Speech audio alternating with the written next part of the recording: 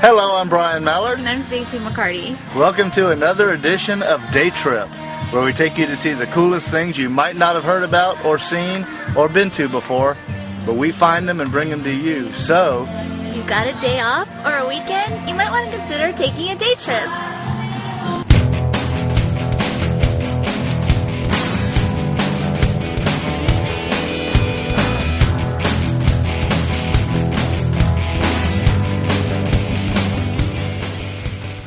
Take 82 west out of Eufaula, drive until you reach County Road 49. Take a left, drive for a few miles until you reach Mount Pleasant Road on your right. Follow it for a couple of miles, and on the left you will find this: the Wehle Land Conservation Center. And today, there's an outdoor festival. Now, the Wehle Center can be a little difficult to find. It's off the beaten path and down a few rough dirt roads. But what better place for a conservation center? And at the end of this dirt road is a lot of cool stuff. We're about to be on a covered bridge. Yay! Nice! The Twin Creek Bridge, a covered bridge not original to the property, built by Mr. Wehle, takes you right on to the preserve.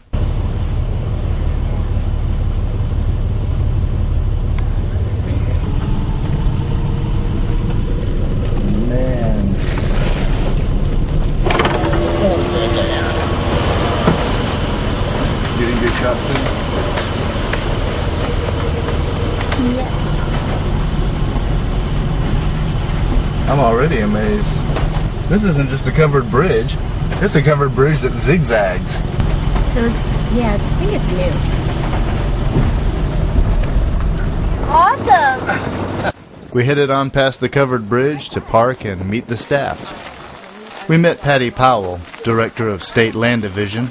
She began to give us the grand tour. She was very helpful in informing us of what the Wehle Center is all about. These people do good things, working to preserve the land in its natural state, whilst giving the public a wild environment for things like fishing and horseback riding. But part of what we're trying to do this year is attract more, give more of the public access to the property, we've made an extra effort to publicize the event and really we tried to draw people in. Mr. Wehle, his vision was really to have people understand land management in general and to appreciate the importance of land stewardship. A lot of the Heritage Festival is not just about heritage of the people, but the heritage of the land and how important it is to care for the land. That's what it is. Of course, families can come out with their kids and we've got popping back here, kettle corn and funnel cakes. Not funnel cakes. Yeah, that's new this year. Funnel cakes are new this year. So we're in the big time now. We've got Funnel cakes are really the mark of an excellent outing. We crossed over into a new level. So, how long have you been doing this? This festival, Jay, do you know how long it started? Hard to define, choose your definition. Bird Fest, Eric's been doing a Bird Awareness Day since probably 98. We began a Springs Festival. Heritage Day began probably 2003 or so.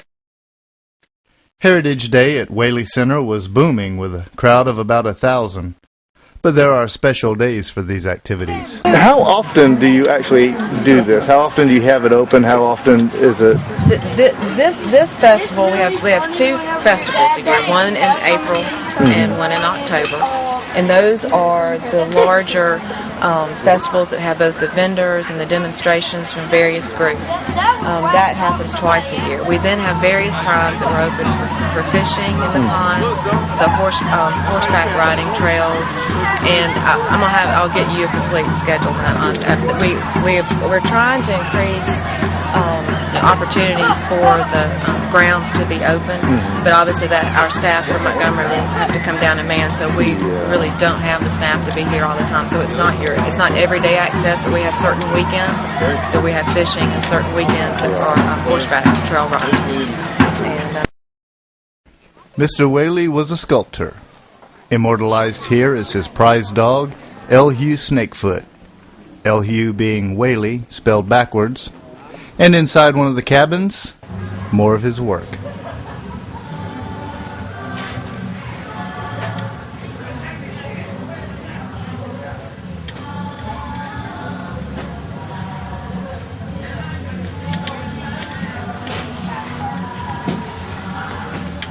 We were introduced to Greg, a very nice fellow who gave us a little history on the place.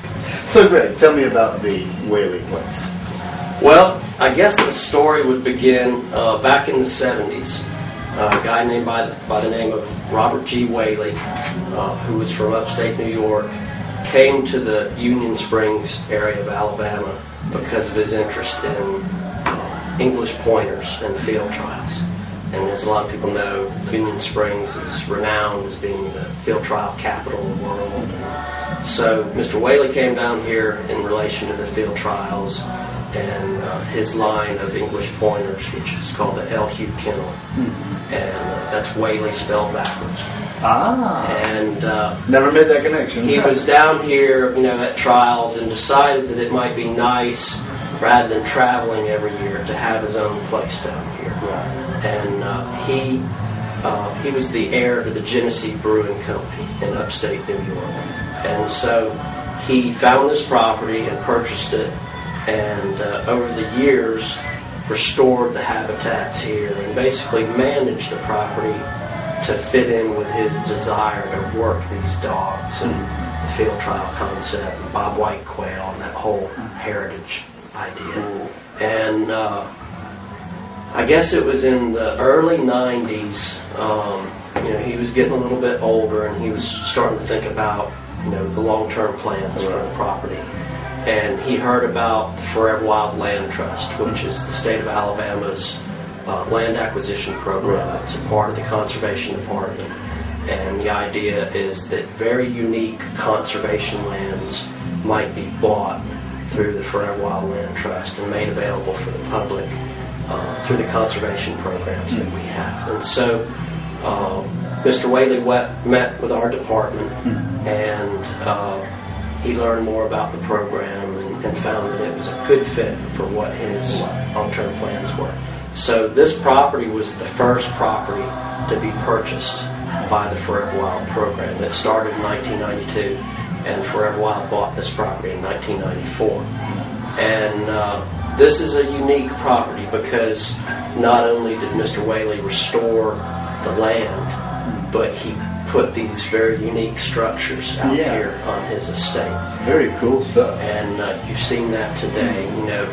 He had a passion for finding these old log cabins and other primitive, southeastern American structures, and basically relocating out to this property and restoring them, and then kind of giving them a personal theme to what his interests were.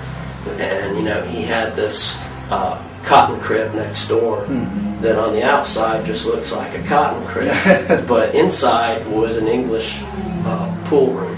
Nice. And he loved to blow people away with that contrast. That is quite a contrast. And obviously we're not managing a billiards program, so we had to make some transitions from the things that he originally had in these structures to things that fit with conservation. And a good example is in this corn crib that we're in right here. We decided that this would be a good place to display some of his sculpture work, and he did all of these himself.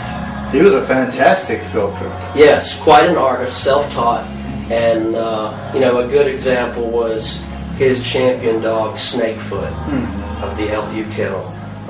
When it won the national championship, he celebrated that occasion by doing that bronze, and then he donated a copy to the city of Union Springs, and it's now right there, in downtown Union Springs.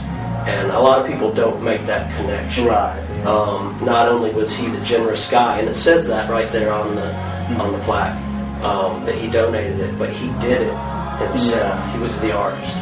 And so that's a neat sideboard to this whole story. And we got to know him again through this process. He sold the property to Forever Wild as a life estate. So he retained the right to continue to live here 6 months of the year, and that's what he would do. He would come down here in the winter with his dogs, work the dogs, and when things started to warm up, he'd move back up to New York. We like to say, like the birds do. Yeah. So anyway, that was his life until he died in 2003. Wow. And at that time, the estate transferred fully over to the state of Alabama, and we took on the management of it. And again, we had to make some decisions about how to transition not only the management of the land, but these buildings. Right. And one of the things that we thought was very important was sharing all of this with these communities here in Bullock and Barber County, and utilizing the space and the buildings to tell a conservation story, and a story about land management and how we're all stewards of the land and our ties to the land, and how so many of our nation's resources come from the land. And so that's what we attempt to do here, and we put a lot of emphasis on that story, recreational opportunities for the public. You've got horseback riding and fishing, and then every year we try to do 2 big events like the one you're at here today, our fall festival, and again celebrate Mr. Wehle and the great thing that he did here. Communicate good conservation messages to the public, like Forever Wild. We do wagon rides throughout the day, and that's where I've been most of the day today. And part of the story I try to tell there is about prescribed burning and the importance of prescribed burning in managing our southern pine forests and the restoration of unique species like the gopher tortoise. So again, that's part of our conservation message to the public. And we just want everyone to have a good time and to feel good about our community and people like Mr. Wehle, who are very generous, and things like Forever Wild.